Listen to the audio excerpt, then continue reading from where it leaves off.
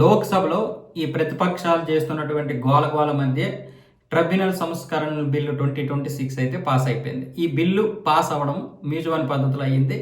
మ్యూజువన్ పద్ధతి అంటే మీకు తెలిసిందే కదా, గోల్ చేస్తారు సభ్యులు, అంటే వ్యతిరేకంగా సపోర్ట్గా, అంటే ఎవరు ఎక్కువ చేస్తే అటువైపు పాస్ అవుతుంది అనమాట. అంటే ఒకవేళ దీనికి వ్యతిరేకంగా గనక గోల్ చేస్తే, ఎక్కువ గోల్ చేస్తే వీగిపోద్ది, అదే సపోర్ట్గా ఎక్కువ గోల్ చేస్తే పాస్ అవుద్ది. ఆ విధంగా రాజ్యసభలో ఈ బిల్లు అయితే పాస్ అయిపోయింది. దీనివల్ల ఏంటి ఉపయోగము అంటే, ఈ ట్రిబ్యునల్స్కి సంబంధించి వెంటనే నియామకాలు ఉండాలి. ముఖ్యంగా దీని మీద చాలా వరకు వ్యతిరేకత ఉంది.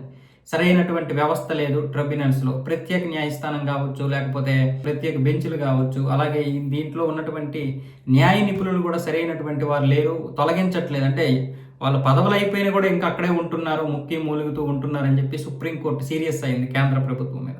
దీని గురించి ఇప్పుడు ఇందులో ఉన్నటువంటి వారిని తొలగించి వెంటనే కొత్తగా నియమించి ఒక ప్రత్యేకమైనటువంటి న్యాయ వ్యవస్థని సపరేట్గా దాన్ని ప్రక్షాళన చేసి ఈ యొక్క న్యాయ వ్యవస్థను తీసుకొచ్చి వెంటనే తీర్పులు ఇచ్చే విధంగా, అలాగే ప్రజలకు ఏదైనా అన్యాయం జరిగితే తొందరగా న్యాయ ప్రక్రియ జరిగే విధంగా ఈ యొక్క బిల్లుని తీసుకొచ్చారు. 2021 నాటి చట్టాన్ని రద్దు చేసి ఇప్పుడు ఈ చట్టం అయితే ముందుకు వచ్చింది. ఇప్పుడు రాజ్యసభలో పాస్ అయిపోయింది కాబట్టి రాష్ట్రపతి గారు కనుక సంతకం పెడితే చట్టం అయిపోద్ది. సో ఆ తర్వాత దీన్ని ముందుకు తీసుకురావాలి. దీనికి సంబంధించి ప్రధాన న్యాయమూర్తి, అంటే సుప్రీంకోర్టులో ఉన్నటువంటి ప్రధాన న్యాయమూర్తిగా చేసినటువంటి మాజీ న్యాయమూర్తి, లేదు అనుకుంటే హైకోర్టులో చేస్తున్నటువంటి ప్రధాన న్యాయమూర్తిని ఇందులోకి తీసుకొచ్చి ఈయన కింద మళ్ళీ ఇద్దరు కమిషన్ చైర్పర్సన్లు ఇద్దరిని, అలాగే న్యాయరంగ నిపుణులు ఇద్దరిని నియమించి ఒక బెంచ్ ఏర్పాటు చేస్తారు.